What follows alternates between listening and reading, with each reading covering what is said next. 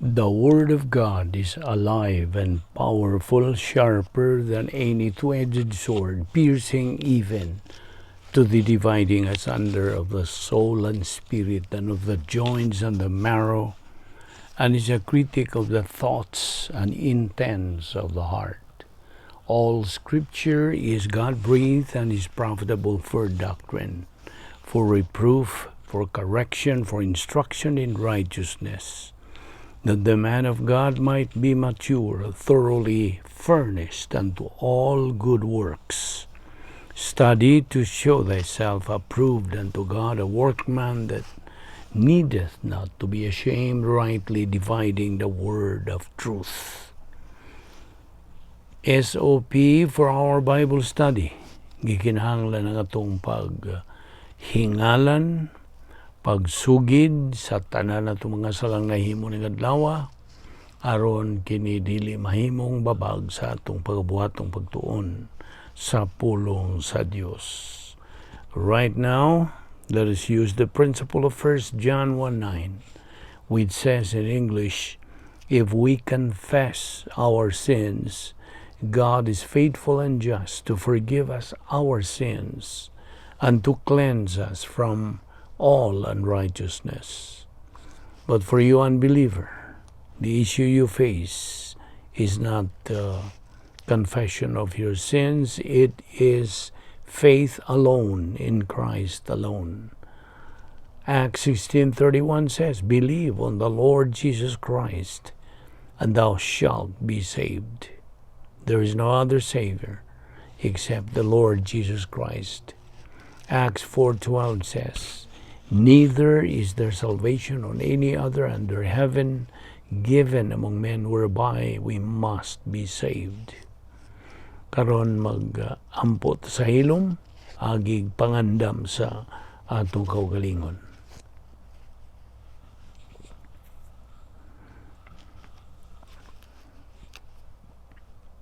Let us pray. Amahan namong langit nun, salamat ning lain sa mga higayon sa among pagtuon sa imong pulong. Bani kami karon pinagis pagtudlo ka namo sa balaang Espiritu Santo, nga mao lamang ang bugtong magtudlo sa kamatuoran.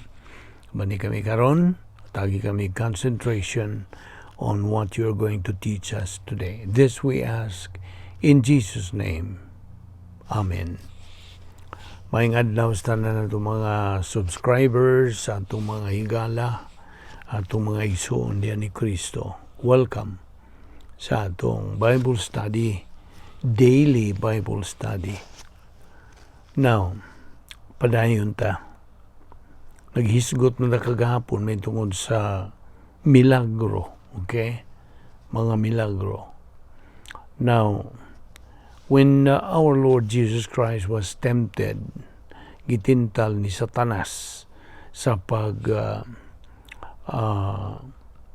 to turn the stone into bread. Samtang si Ginoong Kristo nagapuasa sud sa kapatan kaadlaw in the mountain, he was brought or taken by God the Holy Spirit to that high mountain. Now, gida siya didto tungod sa plano sa Diyos nga Amahan alang kang Ginoong Kristo. So si Satanas mitintal ni Ginoong Kristo kunuhay to solve our Lord's problem of hunger, pinagig milagro. You see, kung bahay na ganing milagro, it is not what is important. Dili ang milagro mo'y mahinungdanon. It is Bible doctrine nga naa na diha sa kalag sa magtutuo tungod kay only metabolized Bible doctrine is the real miracle. Mao gyud na labing tinuod. Busa, you know what? I would just smile now, mo pahiyom na lang ko sa diyang makadungog ko pipila ka mga tao, believers and unbelievers, nga moingon nga kita kunuhay nga nagtuon sa pulong sa Dios consistently and persistently and regularly are not doing anything. We're just studying and studying and studying and doing nothing. Mao kinailang inunta reklamo. Well, this is better than doing many things without anything in the head. Right? Inumdumi kini. Ang mga magtotoo, gimanduan sa pag-angkon o kaalam. Knowledge, knowledge, knowledge, and more knowledge. For what purpose? Unsa may tuyo? To be doctrinally smart. Mao gina ang labing tinuon nga tuyo nga nung nagsigi tagtuon, nagkat-on, nagatuo, nagagamit sa puno sa Dios.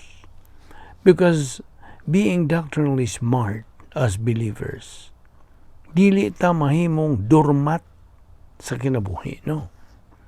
We can never be doormats in life once we become doctrinally smart.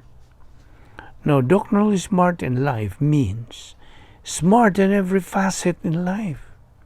They would be in the family, in our work, in our business, sa atong relasyon ngadto sa ubang tao, sa leadership, etc. Kaya naibaw ka, God wants believers to be brave and courageous, not to be weaklings, na magmaluyahon. No. In fact, ang Diyos buot kit nato nga mga magtotoo to be victorious, to be successful and winners in life. Mo kanay kabubuton sa Diyos kanato mga magtotoo. Di ba nina? God wants believers to acquire the following: blessings, prosperity, success, promotion. Mo ni kabubuton sa Dios nga atong maangkon unta. Nganong unta man tungod kay na malagi tay kabubuton. Now, how do believers acquire the things that I just mentioned? Unsa man? Tubag, pagtuon. You see? Pagtuon, pagkaton, paggamit, pagtuo. Of course, tuo ka una. Kaya di mo magamit ang usa ka doktrina kung di mo tuuhan. You see? By studying, learning, believing, and applying God's Word in life. Mo man mando sa Diyos sa 2 Pedro 3:18. Patubuon ta diya sa grasya o ka hibalo kang Ginoong Jesucristo nga atong manluluwas. And then, atong makabot na niya ang espirituhanong paghamtong, the capacity stage. Capacity na nakikatakos sa pagigugma, kanang kinabuhi, sa pagdawat ng mga panalangin. Capacity to receive these things, blessings, prosperity, success, promotion. However, we should be aware nga ang atong kaaway, ang kaaway sa Dios nga si Satanas, nagalibot-libot, he's roaming around as a roaring lion and looking for anyone whom he may devour. As 1 Peter 5:8. That is why kitang mga magtotoo, gimanduan sa Dios to be sober and vigilant. 1 Peter 5:8. Sa laing bahin, ang Biblia, it delineates that we believers are going to be evaluated. Himuan ta og pagtasal, our works, they be human or divine. Kanusa man mahitabo kining pagtasal. Tasal means to evaluate. Himuag pagtasal kining atong mga binuhatan. Tubag, atol sa judgment seat of Christ immediately following the rapture. Rapture is likewise called exit resurrection. Ito'y padayon ni ugma, ayaw kalimot. Atong hisgutan pa bahin, dugang pang bahin sa unique spiritual life nga atong makinabuhi. Ingon nga mga magtotoo, magampo ta. Balaan na mo nga Diyos. Nakapasalamat kami kanimo nining lain na sa mga gayon nga among pagkigambitay kanimo sa imong mga pulong. Salamat hinawad nga kini masilsil sa among alimpatakan sa among kalag aron kini magamit sa among pagtubo diha sa espirituhanon nga pagtubo hangtod makabot namo ang espirituhanong pagkahamtong ang kami na ni katakos sa pagkinabuhi paghimaya kanimo kining tanan among ipasalamatan sa ngalan ni Ginoong Hesukristo. Amen.